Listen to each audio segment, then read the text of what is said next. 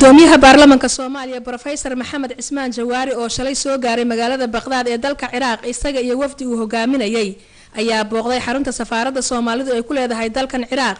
halkaas oo ay si weyn ugu soo dhaweysay safiiradda dalka Soomaaliya u fadhida Ciraaq Marwa Khadija Maxamed Al-Maqsuumi iyo qunsulka safaaradda Maxamed Cabdi Cali iyo sidoo kale howlwadeennada safaaradda Soomaalida ee dalka Ciraaq waxaanu gudoomiyuhu kulan kula yeeshay xarunta safaaradda madaxweyne ku-xigeenka dalka Ciraaq Dr. Iyaad Alawi horena u soo qabtay xilka ra'iisul wasaarenimo ee dalka Ciraaq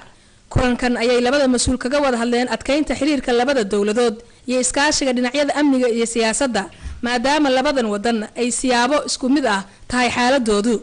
safiiradda dalka Soomaaliya u fadhida dalka Ciraaq Marwa Khadija Maxamed Al-Maqsuumi ayaa ka warbixinaysa kulanka labada mas'uul booqashada gudoomiyaha baarlamaanka Soomaaliya oo ku imaada dalka Ciraaq shirka OIC maatan u imaada xarunta safaaradda Soomaaliya asaga iyo Dr. Iyaad Alawi oo labada dhinac ka wada hadleen xiriirka labada dal dhanka amniga iyo dhanka siyaasadeed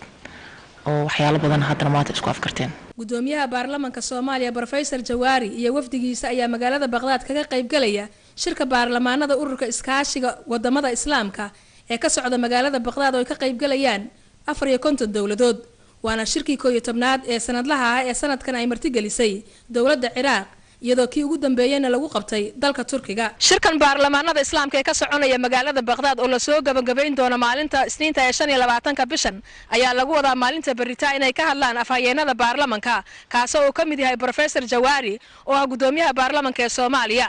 waxaana muddada shirkan uu soconayay si weyn looga hadlay adkeynta xiriirada wadamada Islaamka ee ka qayb galaya shirkan iyo sidii la isaga kaashan lahaa la dagaalanka argagixisada iyo fikradaha qaldan ee xagjirnimada Xamdi Maxamed Kadiye Universal TV